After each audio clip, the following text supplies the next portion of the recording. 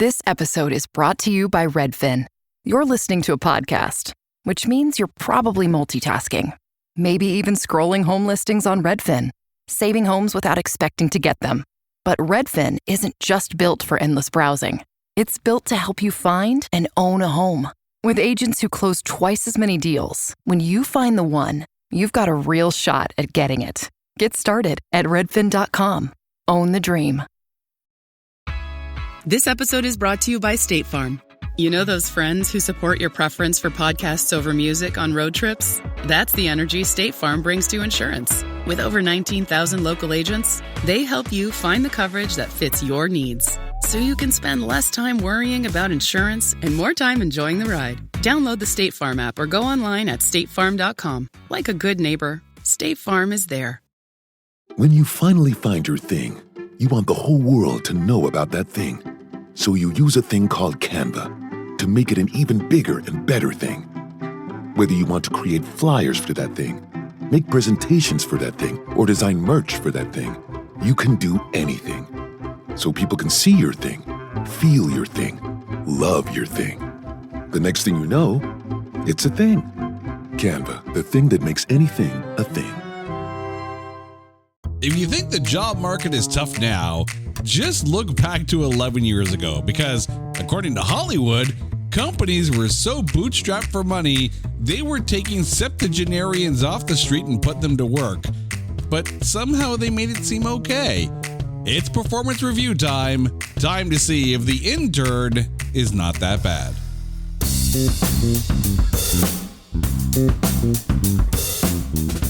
Welcome one and all to It's Not That Bad, the podcast that looks for A grades in B movies. Hello to all of our listeners in Blackpool, England, and around the world. How the heck are you guys doing? All right, it is time to play on easy mode today, because we're covering a film that qualifies, but just by the slimmest of margins. We're talking about The Intern, and here to join me, still not getting paid for her work on the show, my lovely wife, Carrie. Carrie, how are you doing? Oh, man. I just realized I might be 70 years old and still interning, unpaid. Think of how much I could have earned over the years in my young, sprightly self to the day I turned 70. And you'll probably still be working. Yeah. You owe me, at least put another zero on my pay, right? Oh, it'll be all the zeros. There's no other number in it, but there are plenty of zeros. All right, so we're talking about The Intern, and I know you were really stoked for this one, and it kind of feels like we're pumping in Hathaway's tires a little bit, because it was just a couple weeks ago that we talked about The Last Thing He Wanted, and we had movies starring Anne Hathaway in our Keep Watch Pass. But this was on your whiteboard for a while. I love this movie. And as I mentioned in the Anne Hathaway episode, this movie feels very much like Devil Wears Prada 2, but like 2.0. So like the in-between the first Devil Wears Prada and second, so 1.5. Which was fantastic. 1.5. Yeah, I'm not great at math. This is why I'm not an accountant, right?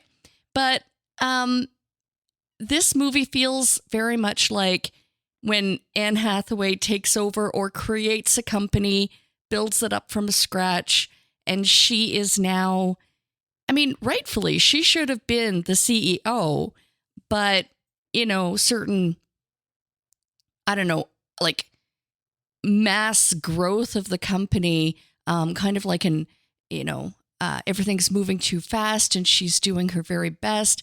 It becomes, the pressure to get somebody else as a CEO in place for this company. And this is really a passion project. She created this company from scratch. She built it. So, obviously, I guess not to, put too many spoilers, but we're going to spoil the crap out of this movie. She brings on interns of, an elder age, to help out with the company. And, boy, did she strike it lucky with Robert De Niro's character joining the team. You say elder age, but I feel myself creeping closer and closer and closer to that age every single episode we go through. Oh, I'm counting down to retirement. I've got like a calendar with the prison You have a calendar. strikes. I have the bass drum with "I'm out of here, suckers" printed on the bass drum, like one of those like marching band bass drums. And I'm going to walk that drum through work when it's retirement day. Just boom, boom, boom, boom, boom. All I could picture is one of those like shining monkeys, the monkey from The Shining. I don't want to terrify them. I'm going to amuse them. I'm not going to terrify them, because if I walk around like yee, yee, yee, cling, cling, cling, cling, people are going to start running. I'm going to find some animatronic monkeys to follow you with your marching band. You are choosing horror today. We're here to talk about a nice, lovely, happy-go-lucky movie, and you're like, bring in the clapping cymbal monkeys. We're going to scare the crap out of... Wow. Bring in the clowns. You are literally a Stephen King novel waiting to happen. Like, if Stephen King wrote the How to Quit Your Job book, this is what it would no. I need a minute. All right. So we're going to let Carrie catch her breath for a second here, right before we talk about The Intern, because it is time. Take a break and trailerize it. Clothing companies have often been accused of bypassing child labor laws by outsourcing their workforce. But in 2015, one bold company skipped that part and went straight to elder abuse by not paying their senior citizens for a full day's work. Robert De Niro is Ben Whitaker, a 70-year-old with way too much time on his hands. His life outlook is so positive, you question what pills they put in his case and how you can get your hands on some. But when he gets selected for an intern program, he gets assigned to Jules, a woman on the Miranda Priestley Fast Track program. But Ben should have checked the job description, because after go-getter and positive attitude, it should have been listed that his actual duties included office organizer, personal driver, babysitter, therapist, consultant, and hangover hair holder. When they say they can't pay you enough for your work, take them at their word, but leave out the word enough. Robert De Niro is The Intern, rated PG-13 for Pay Less Grandpa. Oh, no. I did. I went there. I did. None of what you said was wrong, though. No, it's not. I mean, in any other situation in the real world, if a company was doing that, I mean, yeah, the first week could be like, oh, look, this is a great little project, and, and giving seniors time to something to do and get them back, to feeling useful. And then after like 2 weeks, it's like, when are you going to pay these guys? Are you going to work them to death? Because they're kind of close to that already. Oh, no. I cannot remember the actual Japanese word, but there is one called death by work. Oh, Something like that. Sudoku or something. No. Sundoku is the insatiable need to collect more books than you possibly have time on this earth to read, which I get. I understand. No, but there is another word that means death by work, and this seems to be accelerating that for all the septuagenarians. But let's get into who's in this movie. The movie stars Robert De Niro, Anne Hathaway, Renee Russo, Anders Holm, Adam Devine, Zach Perlman, Jason Orley, Christina Scher, Andrew Reynolds, and Jojo Kushner. However, there's a really interesting almost starring in this. This film was released by Warner Brothers, but originally Paramount had the rights to this film. And at that point, the game plan was to have this film starring Tina Fey and Michael Caine. Oh, really? Yeah, and I don't hate that pairing. I really don't. Michael Caine would have been fantastic in this. But in the role of Ben, after Paramount was no longer working on the film, Jack Nicholson was approached for the role. Oh, I could see that. I have thoughts. I have thoughts. But in the role of Jules, it wasn't always Anne Hathaway with the role. Anne Hathaway ended up replacing Reese Witherspoon, who originally had the role but had to drop out. Oh, probably for the morning show. No. This was 2015. So we're going to get to what Reese Witherspoon was up to a little bit later. But yeah, it was Reese Witherspoon. She had to drop out. Anne Hathaway took the role. Written and directed by Nancy Meyers, who had previously done What Women Want, Something's Gotta Give. And she's the writer of the entire Father of the Bride series. So if you ever wondered why this is a feel-good movie, that's why. The film had a budget of $35 million. Domestically, it made $75 million. Worldwide, $194 million. And on a small budget, that's a success. But when it debuted on the September 25th, 2015 weekend, debuted at number 2 with $17.7 million. Blown out of the water by the number 1 debut that weekend, Hotel Transylvania 2. The only other wide-ish release movie that week was The Green Inferno with $3.5 million. But if The Green Inferno had gotten anywhere near The Intern, I would have questioned what moviegoers were doing, because The Green Inferno is all about a movie where people end up on an island full of cannibals. This is not that film. But there are some accolades. Far from it. Yeah. Yeah, exactly. Oh my gosh. No one is eating people in The Intern. The Green Inferno, yes.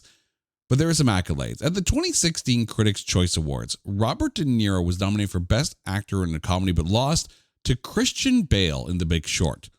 At the 2016 Teen Choice Awards, the movie was nominated for Choice Movie Comedy, but lost to Ride Along 2. And Anne Hathaway was nominated for Choice Movie Actress in a Comedy, but lost to Chloe Grace Moretz for Neighbors 2 Sorority Rising. At the 2016 Jupiter Awards in Germany, Anne Hathaway was nominated for Best International Actress, but she lost to Reese Witherspoon, who starred in Wild. So now we know what Reese Witherspoon was up to. Robert De Niro was also nominated for Best International Actor, but lost to Michael Fassbender in Steve Jobs. But at the 2016 AARP Movies for Grown-Up Awards, yeah, the AARP, the American Association of Retired Persons, this movie won for Best Comedy. And it's not an award, but it should go without saying, Quentin Tarantino actually named this one of his favorite movies of 2015. Wow. Yeah. I did not know that. I knew you'd like that one. But it's not just in North America. There are or have been some foreign remakes that are either in production or have already been in production, including a Bollywood version of this movie, a Japanese TV version, and a Korean version. Now, we said we're playing on easy mode this week because over at Rotten Tomatoes, this film has a tomatometer of 59%. So that is the barest green tomato that you could possibly find. Like, really, you know, like when you take a look at a tomato when you get at a grocery store and it's got a little hint of green on it? That's what this movie is. It's that little hint of green on the tomato. It's not quite green, it's green enough. But the popcorn meter sits at 73%. At IMDb, it sits at 7.1 stars out of 10 for a 71% score. Metacritic, a Metascore of only 51. Letterboxd, 3.4 stars out of 5 for a 68% score. And at the movie database, sits at 72%, giving this film the aggravated aggregate of a college pass, 65.66%. And I know what you're going to say about this score. It's low, isn't it? It is low. I do question, though, because you mentioned, or you had it defined as a comedy, and I don't feel that it's a comedy. I think this is one of those films where, and this is part of the problem with awards and genres and the like, you have to put this somewhere. It's not a drama by any stretch of the imagination. No, but it's like a feel-good type It is, movie. but there, unfortunately, there isn't, choice movie actress in the feel-good movie category, although that would be a fantastic category, and I would be here for it. But it leans more comedy than drama, for sure. Like, really, you take a look at it, it's not sci-fi, it's not a Western, it's not a horror, unless people start eating each other at the clothing store. I don't know. It's not the Green Inferno. But it's not a drama. I would put it more rom-com if that were the case, because, I mean, we'll get to it later, but it's not a comedy. It's not a rom-com, though. There's some funny parts. Mm-hmm. There is a really touching romantic angle. It's not a comedy. It's a film that drives multiple lanes, for sure. Your summer starts now with Memorial Day deals at the Home Depot. It's time to fire up summer cookouts with the Next Grill 4-burner gas grill on special buy for only $199. And entertain all season with the Hampton Bay West Grove 7-piece outdoor dining set for only $499. This Memorial Day, get low prices guaranteed at the Home Depot. While supplies last, price and valid May 14th through May 27th. U.S. only, exclusions apply. See homedepot.com/price match for details. Study and play come together on a Windows 11 PC. And for a limited time, college students get the best of both worlds. Get the Unreal College Deal. Everything you need to study and play with select Windows 11 PCs. Eligible students get a year of Microsoft 365 Premium and a year of Xbox Game Pass Ultimate with a custom color Xbox wireless controller. Learn more at windows.com/student offer. While supplies last. Ends June 30th. Terms at aka.ms/collegepc. Expedia and Visit Scotland invite you to come step into centuries of history that await in Scotland. Castles steeped in legend, walk along cobblestone streets.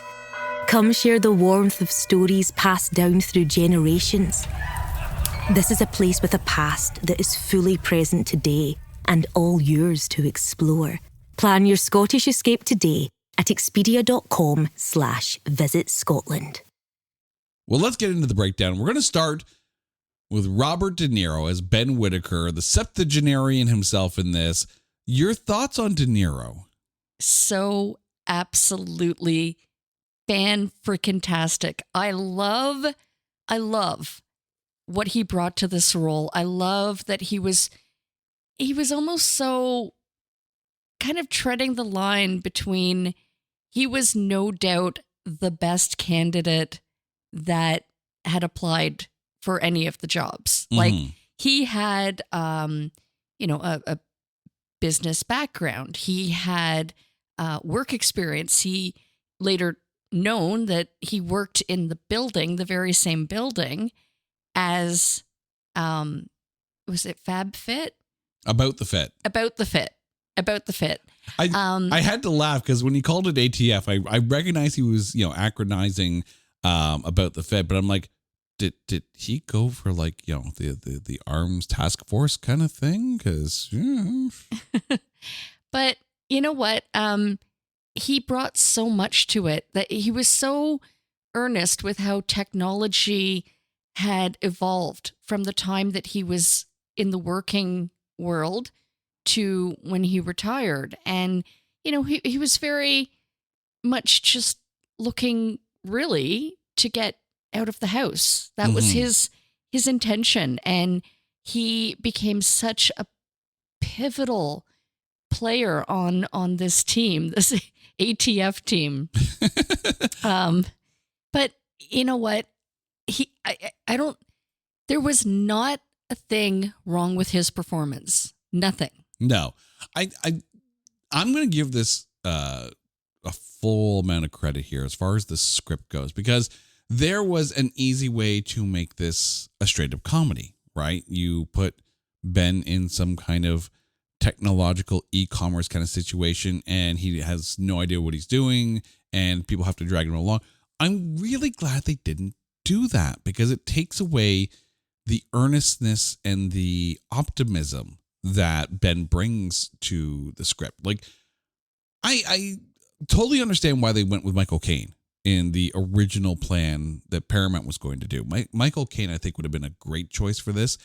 I don't know about Jack Nicholson. I know you were like, oh, I could see that, but only if you get a performance like you got in As Good as It Gets. But even then, I find Jack Nicholson may have come across in this role still a little too grumpy.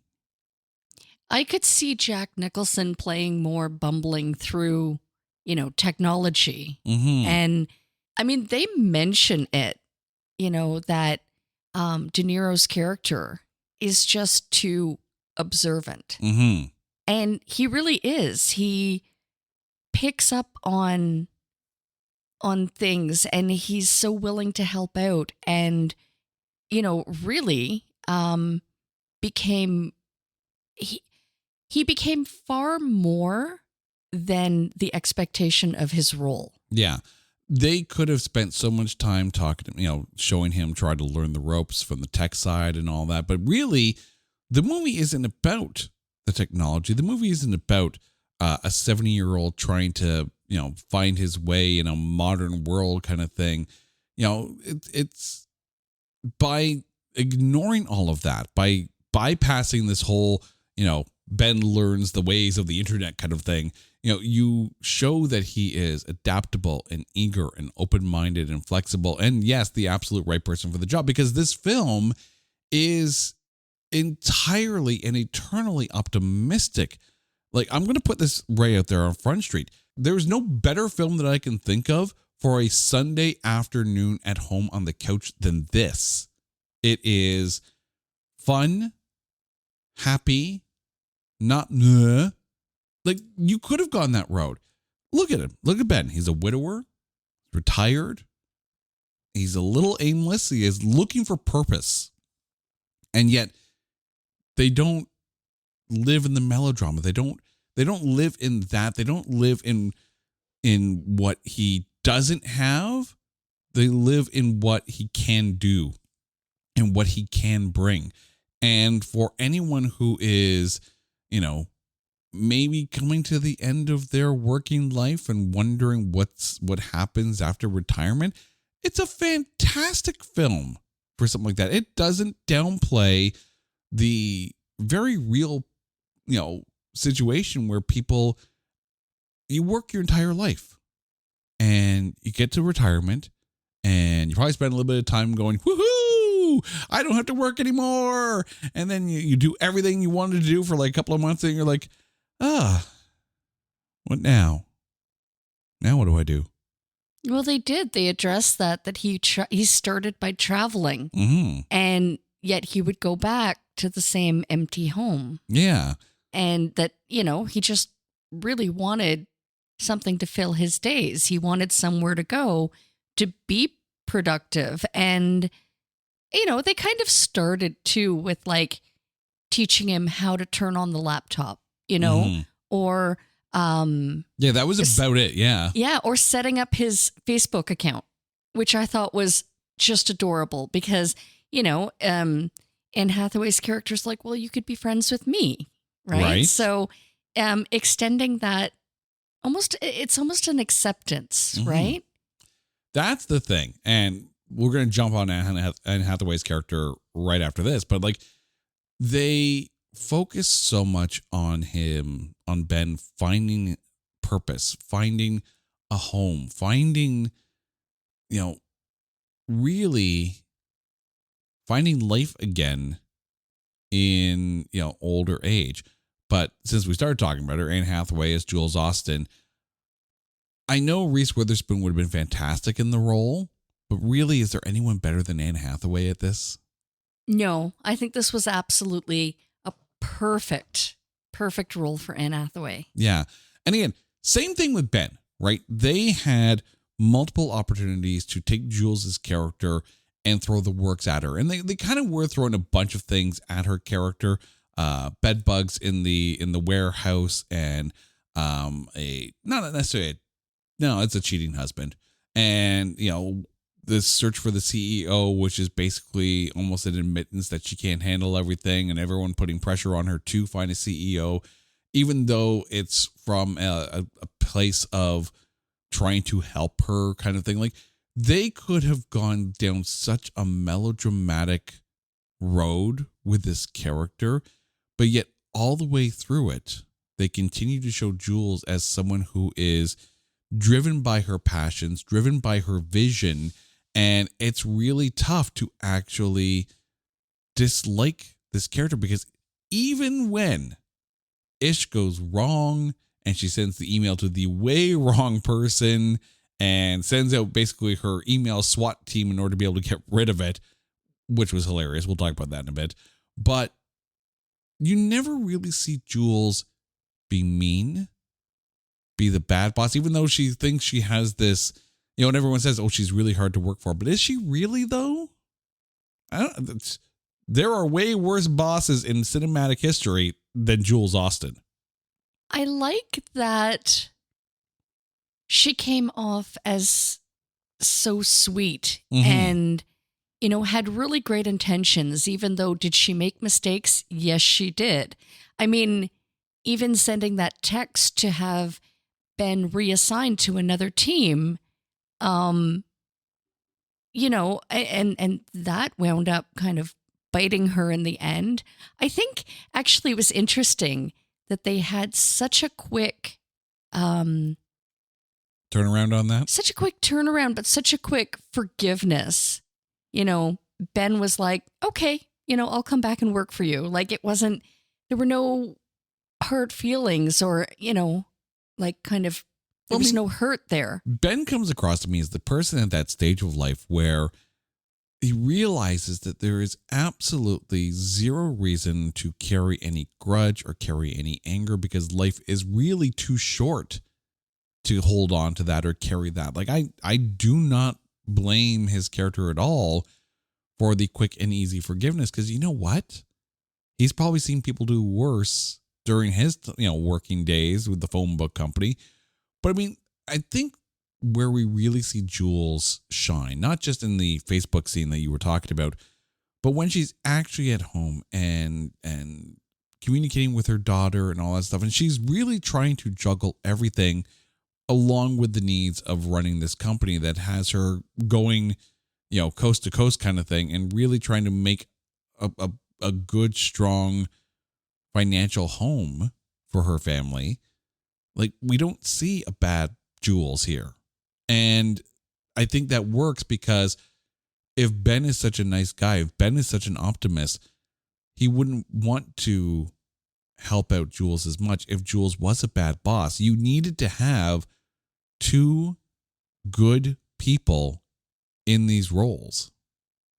I absolutely agree. And that's why I think she played it so well. I think it had to be Anne Hathaway because I have a feeling Reese Witherspoon would have brought almost a bit more abrasiveness, a bit more coldness. See, I don't know. Anne Hathaway is just such a sweetheart.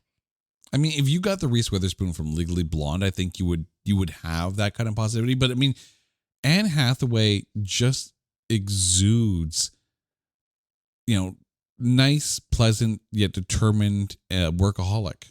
Well, she also definitely seems like a very kind person. Yeah. Like, she just has that presence. And I don't think, I get acting and delivering the roles, but as far as almost an energy or an aura about her, she just seems so much likable or so much more likable, I think, than a Reese Witherspoon would have been able to carry. And Tina Fey as well. I think Tina Fey would have been a little bit more silly, whereas Anne Hathaway just had that genuine likability. I mean, Tina Fey, Reese Witherspoon, Anne Hathaway, if those are your three choices, you're really not going to go wrong. But you're right, Anne Hathaway she really does genuinely come across as likable in every role and especially in every interview too. Like, I don't see how anyone can actually hate Anne Hathaway. You can't. You literally cannot. Adam Devine is Jason. So this is the head of the interns and the guy trying to get into a relationship with Becky, who is Jules' assistant. Your thoughts on Adam Devine? I liked him. I really liked him. I liked the scene in the bar where, Anne Hathaway's character Jules is getting a little bit tipsy with every round of shots. And, she's going around and kind of like almost introducing herself to the team, that she's worked with forever. And he's like, he calls it out, but he does it so nicely. Like, I've worked for you for years. And, like kind of playing it off like it's okay to kind of be not invisible, but not recognized. I was worried when I saw him on the cast list. I really was. And I say that because we've talked about him before when we covered the movie Game Over Man, if you remember that one. Because, knowing the kind of comedy that he does and can do, it can be a little over the top, and over the top is definitely not what this role called for, and definitely not what the movie called for. But I think the thing here is that he does actually bring in a surprisingly sympathetic character, right? Like, he clearly, has big feelings for Becky, and he just does not know how to express himself properly. So I like the fact that he's a little love clueless, and he gets a little bit of guidance from Ben. But I think the key thing here with Jason and two other guys we're going to be talking about, they are literally there to help boost up the likability of Ben. Like, this is a trio of characters, Jason, Davis, and Lewis, that are there to show just how good of a guy Ben is, right? And the movie is about acceptance no matter what the age. So it works that Adam Devine is in this and putting the performance in that he is. Same thing with Jason Orley, who played Lewis. So this is the other guy that went on the raid with them. There's three of them. There's Jason, there's Lewis, and then there's Davis, who eventually becomes Ben's roommate. But Jason Orley, who was Lewis, is also there, I think, and does well enough. It's a smaller role to prop up Ben. But let's talk about Jack Perlman, who played Davis. So this is the guy who was also an intern, also went on the heist to get the email deleted, and eventually gets put up in Ben's house. Your thoughts on him? Oh my God, he was fun. He was so much fun. Like, just looking at him, he's going to be the unspoken comedy of the group, like half of his lines were, I guess, where you would bring the comedy. But it's teddy bear comedy. It's not goofball comedy. That's the thing. Yes. Yeah, like Davis is a little rudderless in life. He's just trying to get his start going, whereas, Ben is just trying to find purpose. So I like the pairing of these two. And the fact that, Ben comes in like, all right, here's what I'm going to do. I'm going to help you out. I'm going to set you straight. You're going to stay with me for the next couple of weeks. Well, this is the kind of guy Ben is. Like, Ben is the guy that everyone needs, the friend that everyone needs. And the combination of Jason, Davis, and Lewis really do help prop up Ben more than anything that Ben does on screen. Oh, completely. And I love the scene where he walked into the massage room and he just kind of freaked out. He had to be the character that would do that. Yeah. Of all of the guys in the team. Yeah. And again, I like that those kind of gags were few and far between, but they're good sprinkled through. I think this film is, and this is a credit to Nancy Meyers, really well paced with humor and heartfelt. Andrew Rannells, who played Cameron. So this is Jules' number 2 guy and the guy who's trying to convince her to get a CEO. Your thoughts on him?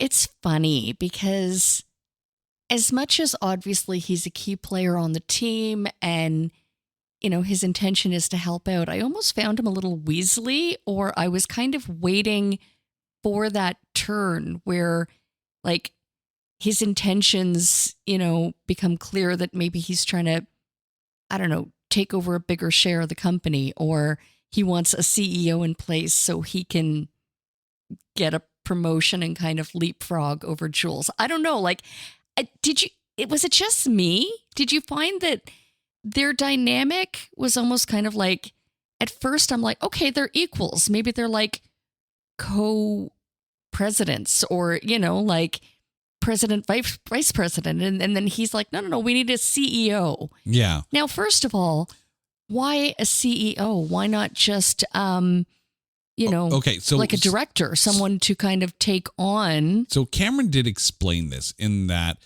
obviously About the Fit as a startup company is funded primarily by VCs, venture capitalists.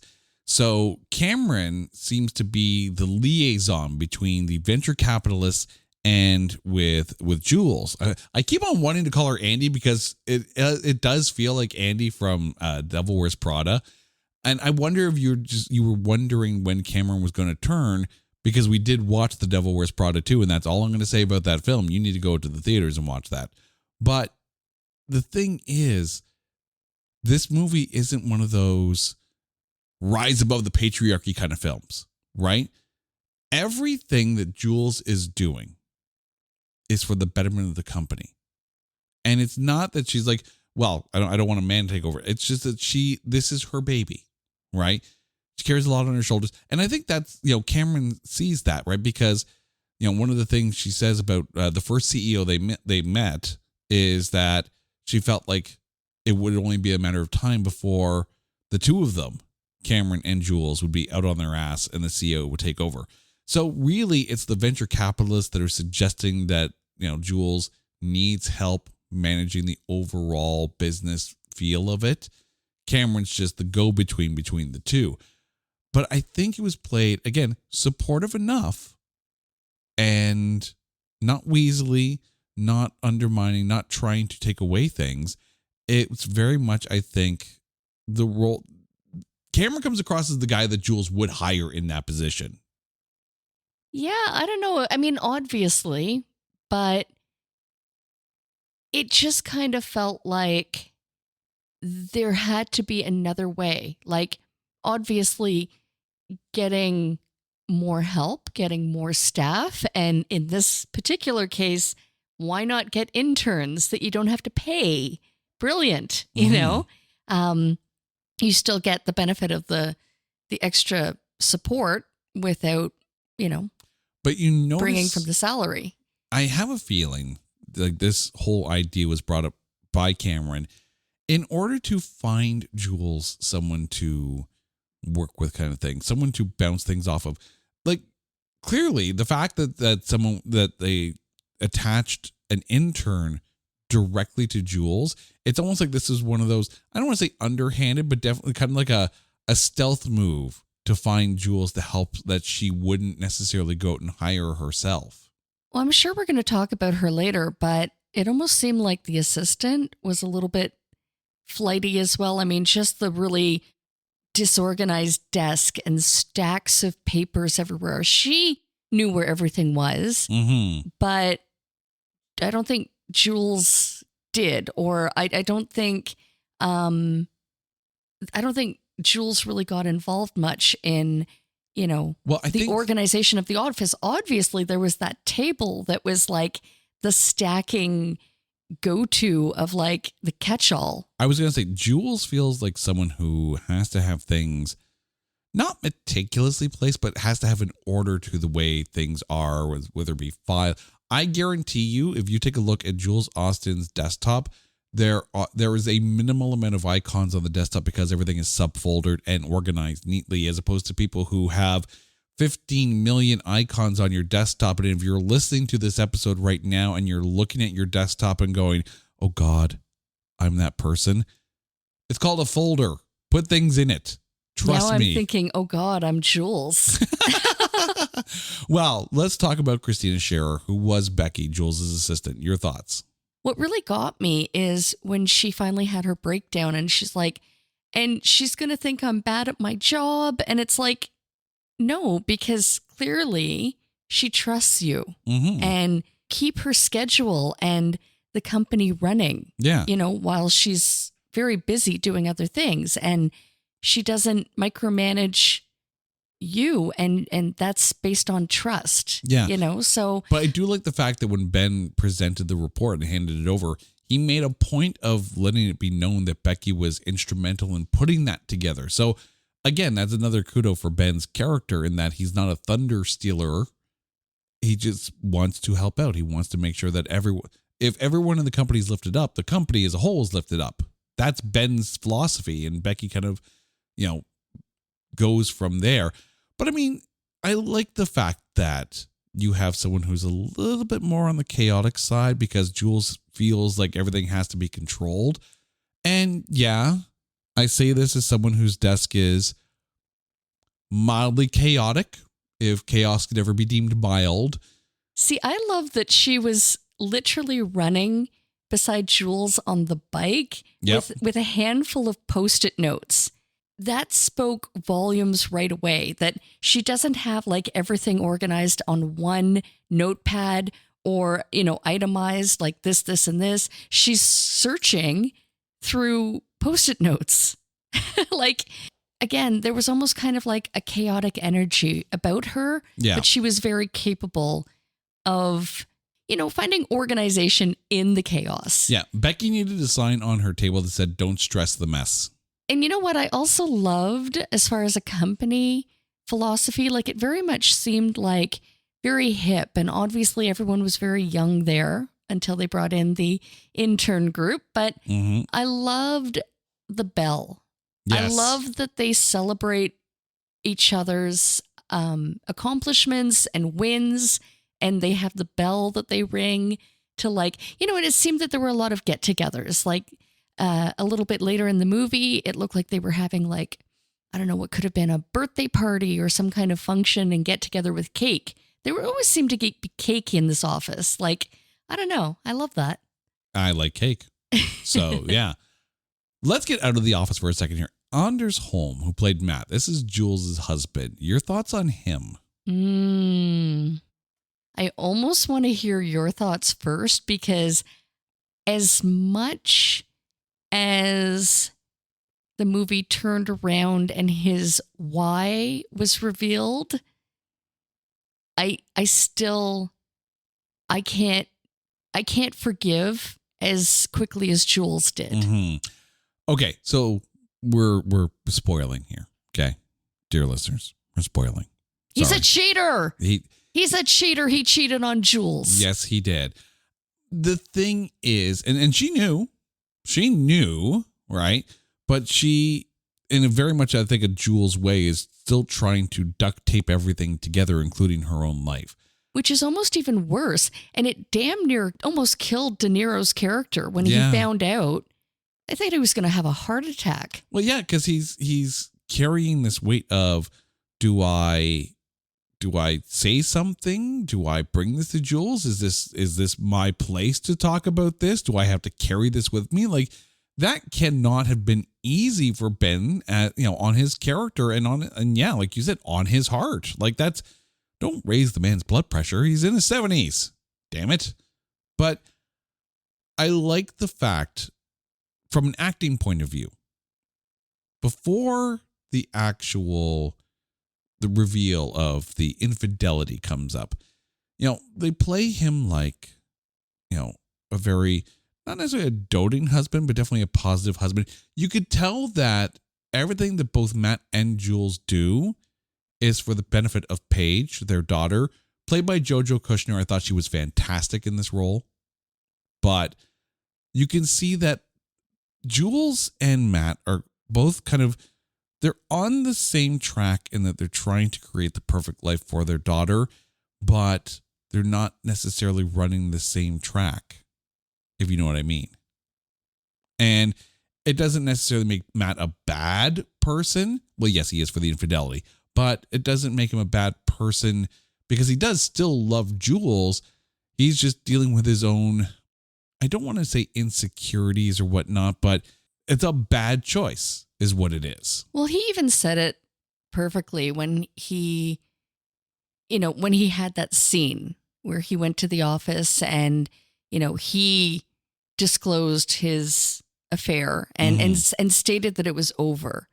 And he had said that he felt almost unloved, or he felt like he was losing Jules. Yeah. And I don't know. I still don't subscribe to that's, a reason to go out and schlep one of the moms off the playground. Hells no. But you kind of see almost like the dark side or the downside of Jules' workaholicism. Yeah. Right? Like if she's not home and she gets home late and then either, falls asleep in her daughter's room until the wee hours and then is on her computer in the middle of the night, there's not a lot of space or time and attention for her romantic relationship, for her husband. But that still doesn't make it okay. You can disagree with the action, but you can understand the reasoning behind the character's action.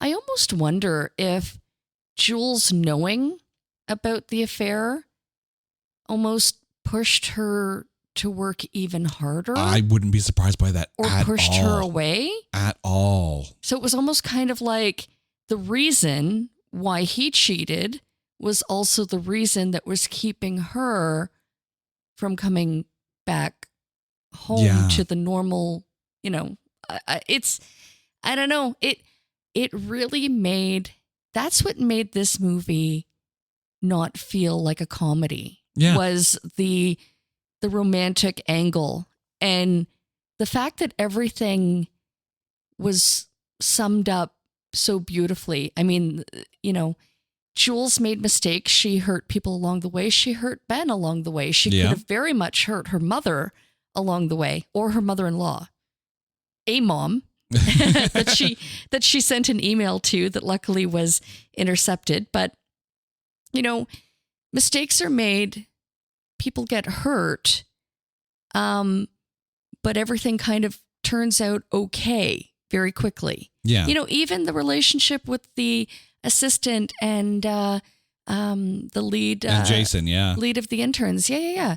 Like they all seem to, I don't know, be okay with everyone makes mistakes. We're cool. Everything's good. Move on. No one is painted with the you're a bad person, you're a good person brush. No, and it's a very positive. You mentioned the word positive. It's a very, very positive outlook. And I love that, but still it doesn't make it right. You can have flawed characters without them being quote unquote the bad guy. And that shows a nuance in the script that a lot of movies don't have these days. So when Quentin Tarantino says it's one of the best films of that year, I'm actually going to agree with Tarantino on this one. This is a really, really good film.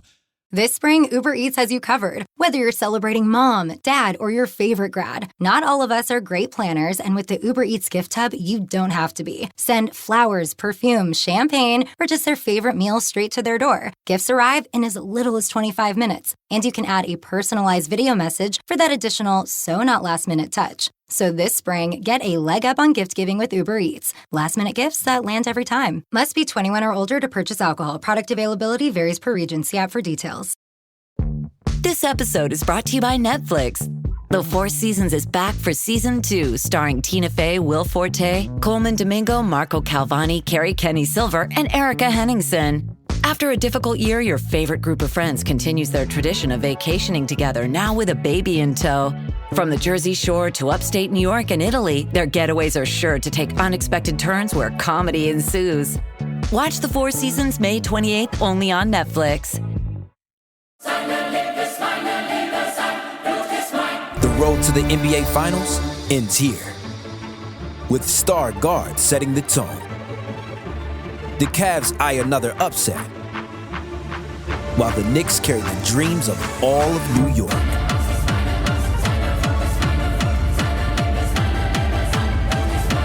The Eastern Conference Finals continue on ESPN and ABC.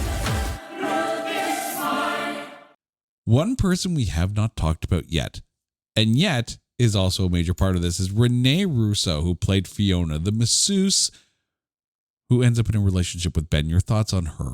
Wasn't she great? She definitely went beyond her scope of practice. And she might lose her massage license for some of the some of her dealings. But you know what? I thought she was lovely. She was the breath of energy that I think Ben needed. Obviously things were going very well with him. Yeah. I thought it was so funny that Jules walks up to his home and, the younger intern walks out and then Renee Russo's character is there. And it's like, okay, is there a staff meeting over here that Jules wasn't invited to? Like, but I also like the fact that Jules is like, isn't like, well, you can't date the coworkers, right? Like Jules obviously has an understanding that, people are going to meet at work. Like the fact that Jason and Becky are kind of sort of pursuing a relationship. She's happy for Ben. I like that. And yeah, Renee Russo brings a little bit of that fun energy to the role of Fiona, but while also being like the really like the coolest old age meet cute. Okay, but how funny was it? And I hate to say it, but the funeral scene. How funny was that funeral? How funny was that with the other woman that was that was all up in Ben, like, I hate to call her a cougar, but she was like all over the idea of hooking up with Ben, and he just wasn't having it. That was way beyond cougar. Oh. But yeah, no, like Fiona brings a lightness to Ben, right? Part of Ben finding purpose in life is to find that there is life after retirement. There is life after becoming a widower. And it's a really ridiculously positive movie. I think part of the reason why this movie qualifies is that it's so complete 180 for what gets put into the theaters. But yet still, I think that we need more storytelling in movies and not just big explosion. I love a big popcorn movie. Freaking love a popcorn movie. Don't get me wrong, right? Throw some superheroes and giant monsters on the screen and I'm a happy camper. It's all good, right? We need more storytelling movies. Movies like in the 80s and the 90s that didn't lean into special effects or crazy antics or whatever the case may be. They told character stories. This is a character story movie. I don't know if today's critics are ready for a movie like this. Can I ask you a question, though? You may. Because I put a lot of thought into this. Do you think the critic score was, and again, it is just that little green spot on the beautiful tomato, right? But do you think that the critics had an issue with it because everything wrapped itself up with a neat little bow, and that people sometimes want conflict and they don't want it to end beautifully? I honestly don't know why critics got this into Green Tomato world. I really don't, right? You do have a neat little package where there is some, I don't want to say conflict, but I mean, the characters have hurdles that they have to overcome. But this is one of those rare movies that has well-developed main characters, introduces a supporting cast that you don't feel clogs up the picture, has a B plot that does actually work. And yeah, it's a light movie. It's not a big screen film, even though it did make bank at the box office based on its budget, but it is a good throw it on anytime, light fare, any day of the week, any time of that day of the week. This is a good movie. And I think even the highest scores in the lower 70s are low. This is one of those films that has a solid script, solid actors. I loved the score of this film. I found it towed the line perfectly, accented and wasn't overbearing. There's so much good about this film. And it should go in like literally the in case of rainy day break and throw on kind of movies. Before we get to our MVP, Carrie, I'm going to ask you a question here. I'm going to have a little inside baseball on this episode.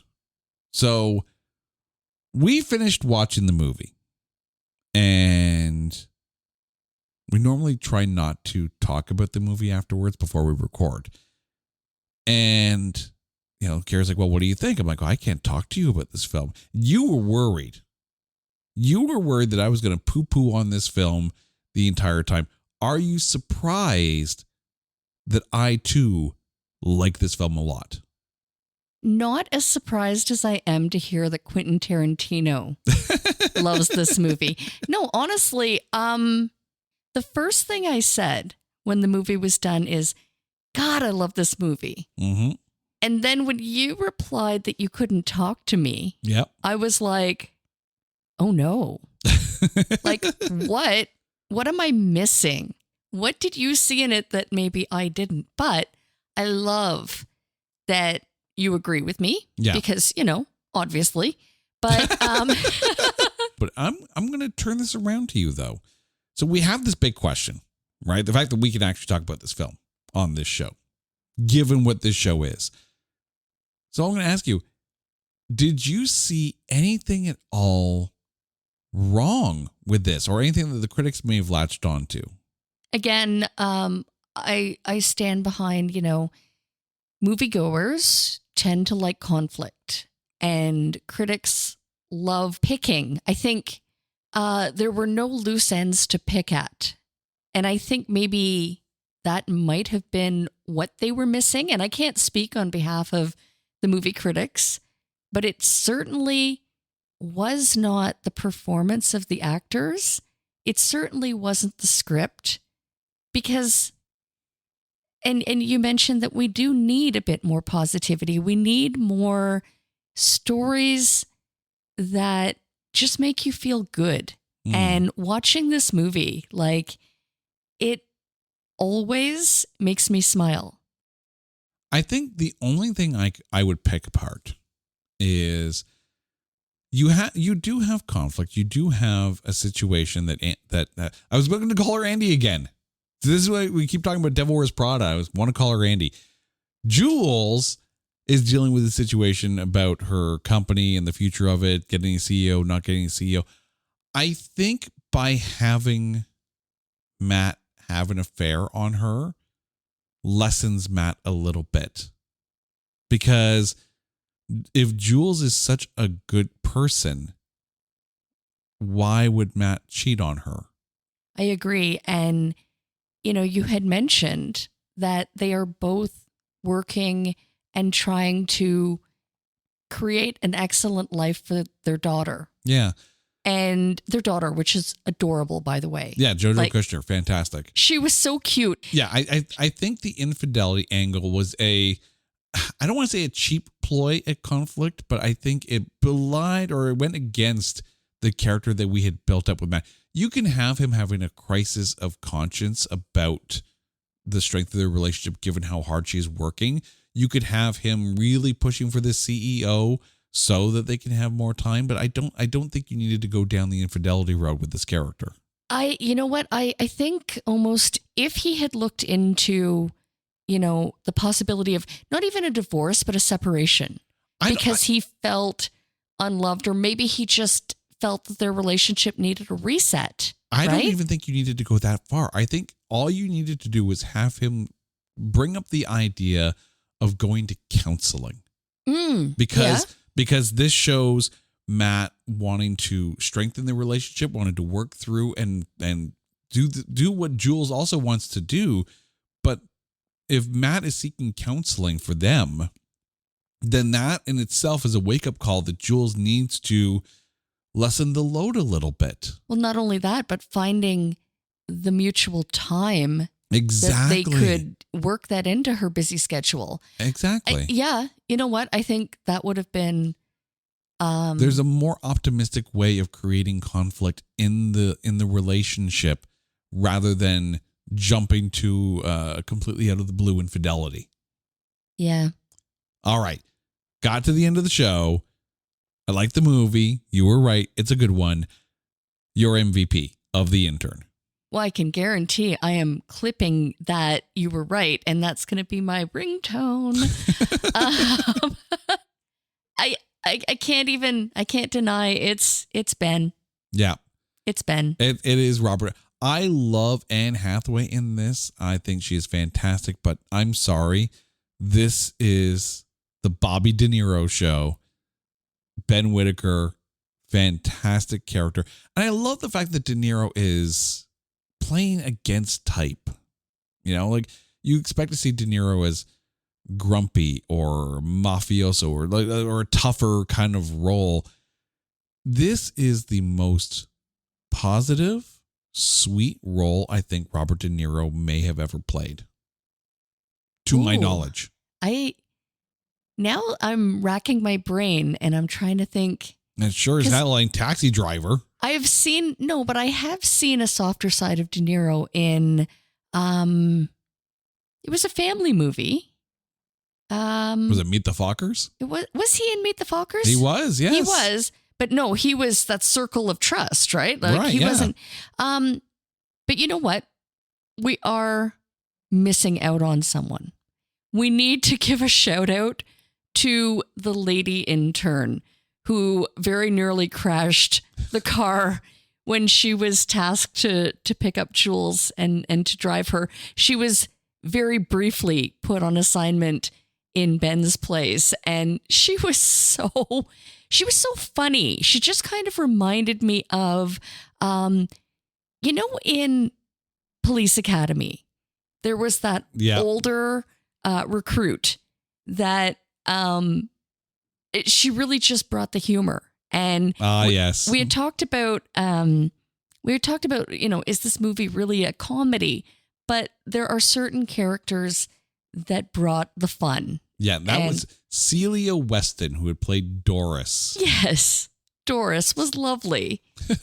You didn't see a lot of her, though. Like, you had no idea what team or what department she was assigned to. She was very briefly sent out. What made me wonder, how did she get the car to Jules' home before she almost crashed it? And it wound up that Jules had to do the driving, which I thought was super funny.